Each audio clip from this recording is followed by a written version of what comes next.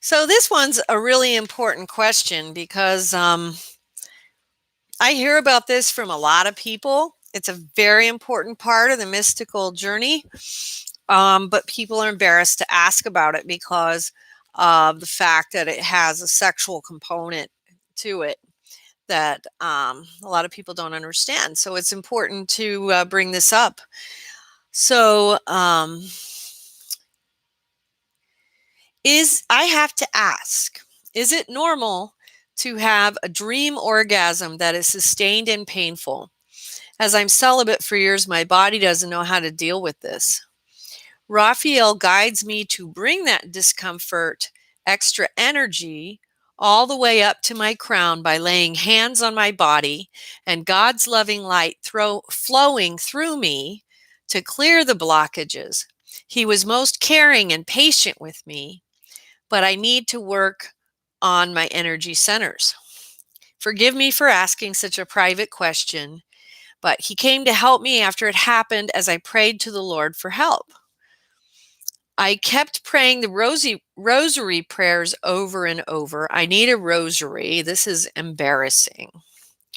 I guess since my vibrations are changing now, more pronounced, that in order for me to have an OBE, this needed to happen. It was scary since it happened in a lucid dream I do not have any memories of, but was awakened and in a dream state as the incident happened. It scared me. I'm still feeling the uncomfortable after effects. Um, and so this is a really important question because this is something that happens to most people as they start having out-of-body travel experiences. It doesn't happen always immediately. Sometimes it takes a little while, but eventually, as a soul starts reaching towards higher energies, you're going to go through an initiatory process where you will be pulled into this energy, which will literally pull you into a physical orgasm. And the process required is very well described here by our questioner, which is Raphael guides me to bring that discomfort, extra energy, all the way up to my crown by laying hands on my body and God's loving light flowing through me to clear the blockages. She states it very, very well. What you're going to be doing is moving through this very physical manifestation of the orgasm. And as you are able to discipline your mind and create a sense where you're able to move through and up, you will travel through it. You come to, I'm going to move my little threshold down to a threshold where then you'll be in a peaceful zone and you're going to be moving towards a higher ecstatic place where you're then going to be moving towards unification with God. This whole process is very natural and very much a part of everyone's experience into the mystical ecstatic union. It is nothing to be embarrassed about. It's absolutely an essential initiatory rite. And what's happening is we are being taken through the physical response of our body, which is expressed through an orgasm. And we are learning to hold, control, and move not only the energy, but our consciousness through and up towards and then beyond it. Because once we're able to do that, we will then, we'll reach a peaceful point, but then we will become able to go to the next higher thrust, which is going to be a higher ecstatic energy, which is the ecstatic energies that come from God himself. We have to remember that God created all of these things. So even, orgasm is a mechanism of union. We see that between man and wife. We see that in breastfeeding. Women who breastfeed will experience orgasms at times. It's because of the lactation, because of the hormones that are going through their bodies. And this is done, this is created to create bonding between mother and child. And the same thing happens in our journey towards union with God. But what the purpose here is that we have to move through this to go to a higher point. Now, what often happens to many souls who go through this is that you're going to find yourself going into that orgasmic experience and it pulls you out. And this can happen. This can happen tens of times. It can happen hundreds of times. It can happen thousands of times. You can have this happen once and never happen again. But most people will experience it many times, because what's going to happen is you get thrust out of it, because once you go into the orgasmic state, it pushes you out.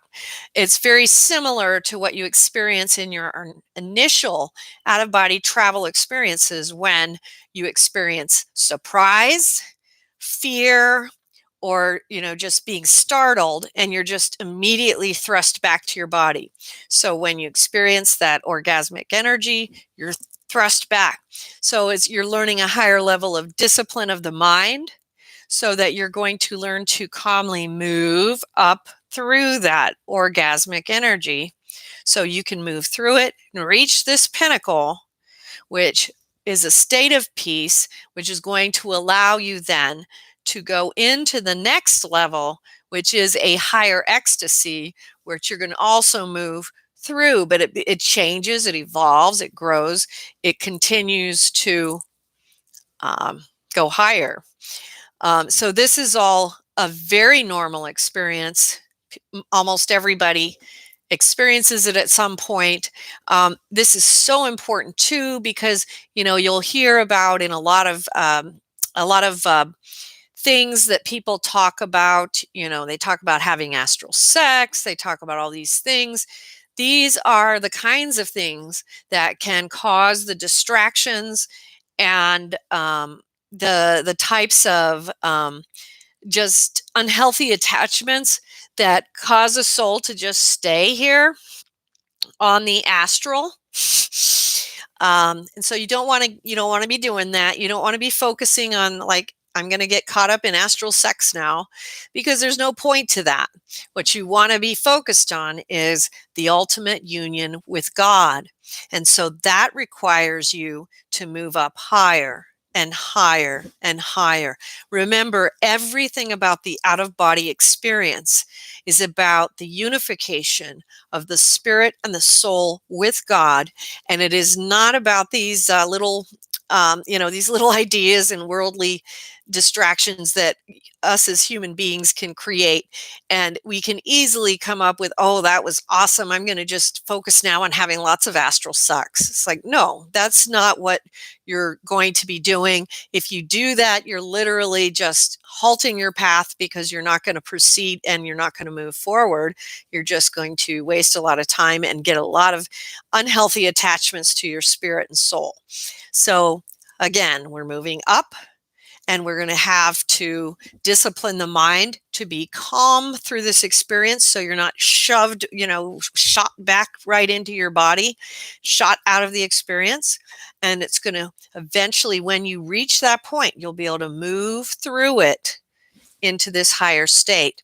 And when you get to this point, you're going to eventually reach where you go direct from here to here, from low to higher. You don't have to move through this anymore. But this is a necessary initiation. It's part of breaking free of the physical enclosure and becoming more in touch with the higher, eternal, finer frequencies of unification and light. And so you're actually experiencing a higher expression of love and unity, which is leading closer to God when you move up here. So that's going to actually change over time. But that's what you're going to be working towards doing, and that's your goal. So remember how important that is. Don't get caught up with it, because this is actually an initiatory rite. It's a test. It's something you want to move through. You don't want to spend time there that you don't need to spend there. Don't worry about it that you need to spend some time there, because that's normal, totally normal.